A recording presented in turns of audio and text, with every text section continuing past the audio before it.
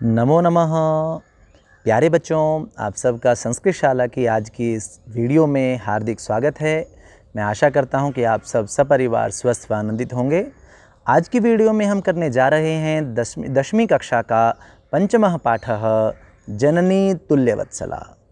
अर्थात जो जननी होती है, जो माता होती है, वो अपने सभी बच्चों से समान रूप से प्रेम करने वाली होती है। तो बच्चों, आप इस पाठ की वीडियो देख चुके हैं और आज की इस वर्कशीट में, आज की इस वीडियो में हम इस पाठ पर आधारित वर्कशीट का समाधान जानेंगे। तो चलिए आरंभ करते हैं अपने कार्य को।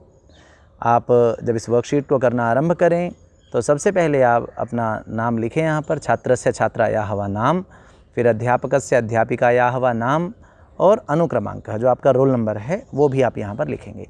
और हाँ, यदि अब तक आपने इस पाठ की वीडियो को समझा नहीं है, देखा नहीं है, तो इस वीडियो के डिस्क्रिप्शन में इस पाठ की वीडियो का और इस वर्कशीट का भी लिंक है। आप उसे पहले कर लें, तभी आप समाधान देखेंगे तो आपको लाभ होगा। तो अब हम प्रथम प्रश्न को देखते हैं। प्रथमः प्रश्नः अस्ति संधिं संधिविच्छेदं वा कुरुत। ये आपके पाठ पर आधारित जो हैं वो संधि और संधि विच्छेद हैं बच्चों। प्रथम सत्र में आपके पास में व्याकरण के जो विषय लगे हुए हैं उसमें से संधि भी है, और तो हम यहाँ पर हमें या तो संधि करनी होगी या संधि विच्छेद करना होगा। आपने संधि वाली जो वीडियो है वो आपने देख ली होगी, आप जानते हैं कि किस तरह से आपने कक्षा में भी की है संधि। तो अब हम यहाँ पे इसे कर लेते हैं। और इसमें क्या है, प्रथम प्रश्न जो है कह रहे हैं कि तथापि वृषः नोत्थितः। ये नोत्थितः जो पद है, जो रेखांकित है, इसमें आप देख रहे हैं कि संधि है, जुड़ा हुआ है, और इसके सामने आपको अलग अलग करने के लिए स्थान दिया गया है। तो कहाँ से आप इसे तोड़ेंगे? जब भी बच्चों आपको विच्छेद करना हो तो आप कोशिश करें कि उस शब्द के या तो आरंभ से किसी शब्द को आप अलग करने की कोशिश करें, या फिर आप उसके अंत में से कुछ अलग करने का प्रयास करें। तो हम इसके आरंभ में से आप एक शब्द आप देख सकते हैं, क्या है? आरंभ में लिखा हुआ है न। ये न लिखा हुआ है आरंभ में, न, और न जमा उत्थितः। क्योंकि मैं अभी यहाँ पर ये पेन से नहीं लिख रहा हूँ तो थोड़ा सा ये ऐसा आपको नज़र आ सकता है, मैं अंगुली से ही लिखने का प्रयास कर रहा हूँ। तो न उत्थितः ये यहाँ पर बन जाता है। उसके पश्चात अगला है, क्योंकि यहाँ पर न उत्थितः में न में अ है और आगे उ है, तो दोनों को मिलाकर ओ बन जाता है, नोत्थितः हो जाता है। उससे अग्रिम जो है बच्चों वो है सुरभेः नेत्राभ्याम अश्रूणि आविरासन। आविरासन में फिर आपको देखिए क्या करना है, विच्छेद करना है, अलग अलग करना है। तो अब इसमें आप पीछे से अगर देखें ध्यान से तो आसन, आसन शब्द जुड़ा हुआ है पीछे, तो इसका मतलब संधि र में है। और र किसको होता है? र होता है बच्चों विसर्ग को। री को भी र होता है, लेकिन यहाँ पर वी में री जुड़ नहीं सकती है, तो इसलिए केवल एक ही विकल्प है, र के विसर्ग को र हुआ है। तो वापस हम कर देंगे आविह जमा आसन, ऐसा हम कर देंगे इसे। आगे तृतीय जो है, तृतीय में सह दीन इति जानन जमा अपि। अब ये आपको देख रहे हैं यहाँ पर कि इन्हें जोड़ना है, आपने संधि करनी है इनकी। तो संधि करने पर क्या बनेगा? संधि करने पर बनेगा बच्चों जानन अपि। एक न और आ जाएगा और वो अ में मिल जाएगा, तो तीन न हो जाएंगे एक तरह से, जानन अपि। अग्रिम उदाहरण है बहूनि जमा अपत्यानि मे सन्तीति सत्यम।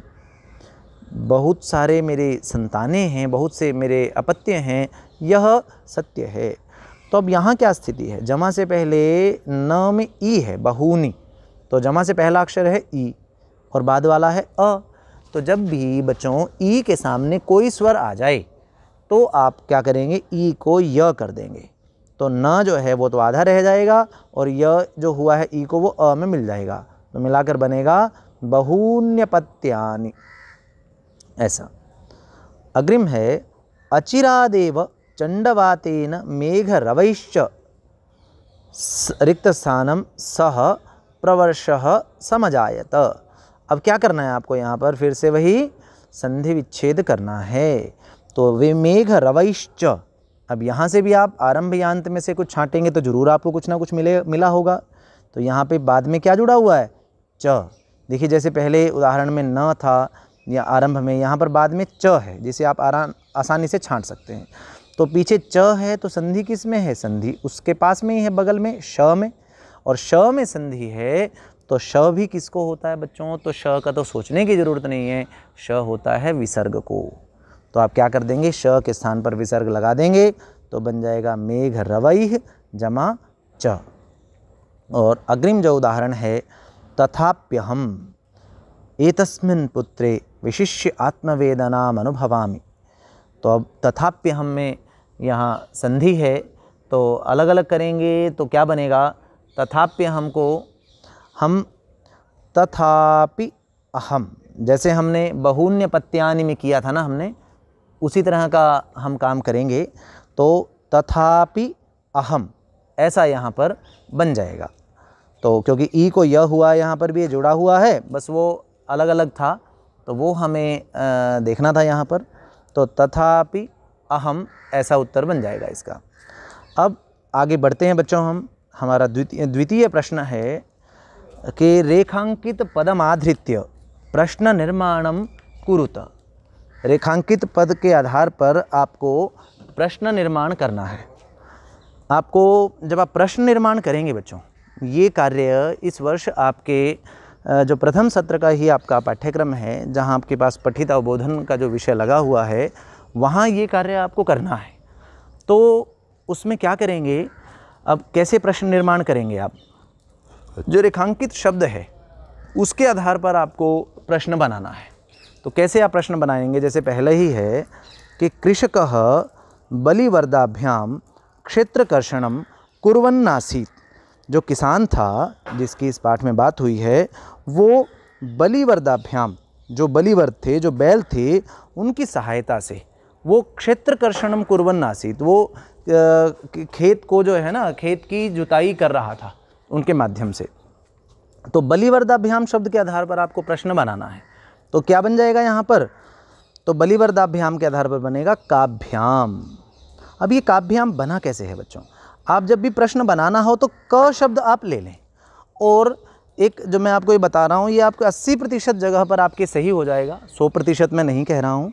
लेकिन अगर आपको बिल्कुल ज़्यादा आप विस्तार में नहीं जाना चाह रहे हैं तो आप ऐसा कर सकते हैं, क शब्द आप लें और उसके बाद उस शब्द के अंत में जो है उसे जो है आप क में जोड़ दें। जैसे यहाँ पर बलिवर्दाभ्याम में आभ्याम जुड़ा हुआ है तो हमने उसे क में जोड़ा तो मिलाकर बन गया है काभ्याम। ऐसे ही अग्रिम प्रश्न को हम देखते हैं, कृषिवलः। अब कृषिवलः में जो है कृषिवल शब्द है, आपको क्या हटाना, देख कैसे पता चलेगा कि जुड़ा हुआ क्या है, उसमें से मूल शब्द हटा दीजिए। जैसे कृषिवलः में मूल शब्द है कृषिवल अर्थात कृषक, तो कृषिवलः बहुवारम यत्नम अकरोत्। अब क्या बनाएंगे आप प्रश्न, यहाँ पर आपने क शब्द लिया और कृषिवल के पीछे विसर्ग जुड़ी हुई हैं, वहाँ उन विसर्गों को क के पीछे जोड़ दिया तो बन गया कह। तो ये एक ऐसा तरीका है, इसकी सहायता से आप इसे आप ट्रिक कह सकते हैं प्रश्न निर्माण की। इससे आपके 70 से 80% जो वाक्य हैं, प्रश्न निर्माण हैं, वो आपके बिल्कुल सही हो जाएंगे। अग्रिम है बच्चों कि पुत्रस्य दैन्यम दृष्ट्वा रोदिमि। वो गाय कहती है, सुरभि गाय, कि पुत्रस्य। अब पुत्रस्य में मूल शब्द क्या है, पुत्र, तो पुत्र को हटाया और पुत्र की जगह क्या जोड़ा, क, तो बन गया कस्य। अग्रिम है चतुर्थ प्रश्न में, सर्वत्र जलोपप्लवः संजातः। सर्वत्र मतलब सब जगह पर, तो सब जगह इसके स्थान पर अब एक प्रश्नवाची शब्द यहाँ पर है कुत्र। कुत्र का अर्थ होता है कहाँ। अब आप हिंदी बनाकर देखेंगे अगर इसकी, कि कहाँ जलोपप्लव हो गया, कहाँ जल ही जल फैल गया, तो कहाँ को कहते हैं संस्कृत में कुत्र। तो सर्वत्र के स्थान पर आ जाएगा कुत्र। अग्रिम प्रश्न है, कृषकः दुर्बलं वृषभं तोदनेन नुद्यमानः अवर्तत। अब दुर्बलम, अब यहाँ अगर आप उस विधि से बनाना चाहेंगे तो आप क्या करेंगे, दुर्बल को हटाएंगे, उसकी जगह क जोड़ेंगे तो बन जाएगा कम। लेकिन वो ठीक नहीं होगा, क्योंकि मैंने इसलिए आपको कहा था कि 80% तक ठीक हो सकता है। यहाँ आपको थोड़ा सा और समझना पड़ेगा कि वो वृषभ को तोदनेन नुद्यमानः, उसको जो है ना, मतलब एक वो जो नुकीली लाठी वगैरह कुछ ले रहा था, उससे वो जो है वह उसे गोदने लगा, उसमें उसको जो है उससे थोड़ा सा उसके चुभाता हुआ वो उसे उठाने लगा। तो कैसे वृषभ को, कैसे बैल को, तो दुर्बल बैल को। तो ये दुर्बल शब्द इसका विशेषण है, इसलिए बच्चों यहाँ प्रश्न बन जाएगा कीदृश। तो म है पीछे तो कीदृशम बन जाएगा, कीदृशम वृषभम। तो कीदृशम बन गया प्रश्नवाची शब्द यहाँ पर। और अंतिम है इंद्रेण। इंद्रेण में आप वही इंद्र शब्द है मूल, तो आप उसकी जगह पर इंद्र को हटा दीजिए और पीछे एन जुड़ गया है तो वहाँ पर क में जोड़ देंगे तो बन जाएगा केन। तो केन पृष्ठा सुरभि प्रत्यवोचत। तो किसके द्वारा पूछी गई सुरभि जो है वह प्रत्युत्तर देती है। तो इस प्रकार हमने देखा है कि हम कैसे इस प्रश्न का समाधान कर सकते हैं। अब तृतीय जो प्रश्न है हमारा, उसे हम अब करते हैं। तृतीय प्रश्न में क्या करना है बच्चों, यहाँ है कि क स्तंभे, देखिए दो स्तंभ हैं यहाँ पर, क और ख। आपको क स्तंभ में ये क स्तंभ है, आपको क स्तंभ में और ख स्तंभ में यहाँ पर जो कुछ शब्द दिए गए हैं ये समानार्थक शब्द हैं बच्चों, आपने इनका उचित मिलान करना है। आपने देखा है आपके पास पेपर में एक प्रश्न आता है कि प्रसंगानुसार पदों का उचित अर्थ चुनिए। तो जब प्रसंगानुसार आप अर्थ चुनते हैं तो आपको क्या मिलता है वहाँ पर, वो अपने आप में पर्याय पद ही होता है। उस शब्द का जो अर्थ कह लें आप उसे, या उस शब्द के उस अर्थ में प्रयुक्त होने वाला शब्द कह लें, तो उसे आप पर्याय या समानार्थक शब्द भी बहुत सारी स्थितियों में आप कह सकते हैं। तो यहाँ हम उन्हीं समानार्थक शब्दों का मिलान कर रहे हैं, तो आपके उस प्रश्न का अभ्यास भी यहाँ पर हो जाएगा। तो जैसे बलिवर्दाभ्याम, क स्तंभ में जो शब्द है ना, वहाँ हम देख रहे हैं कि बलिवर्दाभ्याम, एक तो ये शब्द है। तो बलिवर्दाभ्याम को आप किससे मिलाएंगे, यहाँ है वृषाभ्याम। तो वृष मतलब बैल और बलिवर्द भी मतलब बैल, तो बलिवर्दाभ्याम को हमने मिला दिया वृषाभ्याम से। फिर है जननी, जननी अर्थात माता, तो यहाँ पर हमने मिलाया। और ये प्रश्न आपके भाषिक कार्य में भी काम आएगा बच्चों, जो भाषिक कार्य में समानार्थक और पर्याय या फिर विलोम आदि का प्रश्न आता है वहाँ पर भी आपके काम आएगा ये। तो शक्र, शक्र किसे कहा गया था, वहाँ पर इंद्र को कहा गया था। और इंद्र के लिए कौन सा शब्द आया पाठ में, त्रिदशाधिप, तो ये मिल गया इससे त्रिदशाधिप। फिर कृषिवलः, कृषिवलः मतलब ये तो आपने अनुमान लगा ही लिया होगा, कृषकः, बिल्कुल ठीक है आपका अनुमान। फिर पुत्रम, पुत्र, पुत्र को एक और नाम क्या कहते हैं, सुत, तो सुतम, पुत्र को ही सुतम भी कहा है, तो ये सुतम बन गया। और अब अंतिम में रह गया है एक ही हलम, तो हल को धुर भी कहते हैं, तो बन गया धुरम, तो हलम धुरम। इस प्रकार से हमने इन पदों का मिलान किया है। मैं समझता हूँ आपने इस पूरी वर्कशीट को, इसके सभी प्रश्नों को अच्छे से समझा होगा।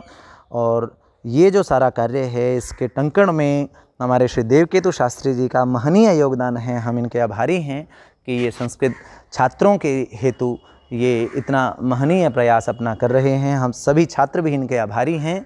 बच्चों, इसी प्रकार की आपके लिए उपयोगी वीडियोज़ को लेकर हम उपस्थित होते रहेंगे। अच्छे से अपना अध्ययन करते रहिए, स्वस्थ रहिए। मिलते हैं अगली वीडियो के साथ। धन्यवाद।